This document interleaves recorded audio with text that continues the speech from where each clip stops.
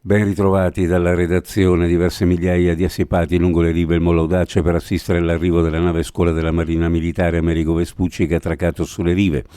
Presente davanti alla scala reale di Riva del Mandracchio la fanfara dei carabinieri e i bersaglieri.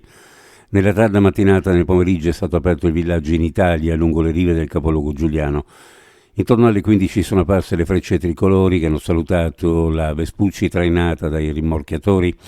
Intanto a bordo della nave Trieste è stato illustrato il lungo tour 2 anni della nave scuola più bella del mondo, le tappe effettuate, i paesi visitati, ben 28 paesi e 33 porti. Doveva essere presente il ministro della difesa Guido Crosetto, per motivi di salute non ha potuto presenziare, sostituito dal sottosegretario di Stato alla difesa, la senatrice Isabella Rauti, presenti anche i ministri Luca Ciriani e Francesco Lollobrigida.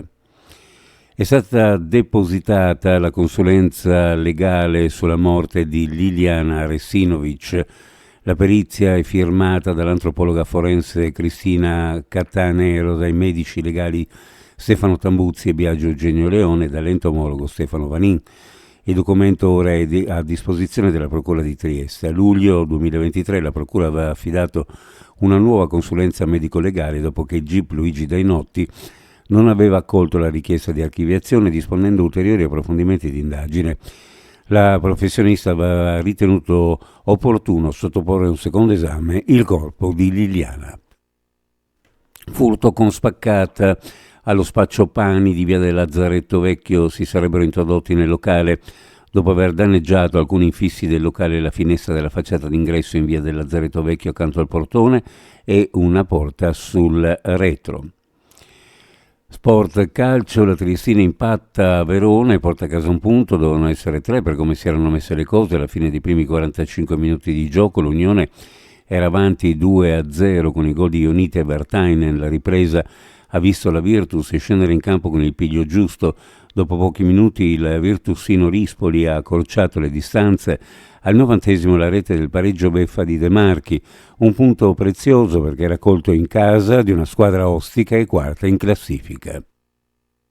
Prossimo impegno, domenica 9 marzo alle 17:30 a Rocco con la Pergolettese, con la Triestina che tenterà il sorpasso in classifica nei confronti dell'avversaria. Ed ora le previsioni meteorologiche: cielo in prevalenza sereno, persistenza di nubi basse nel Tarvisiano, sulla costa e sulle zone orientali bora moderata, sulla zona di Trieste bora sostenuta con possibili raffiche anche forti.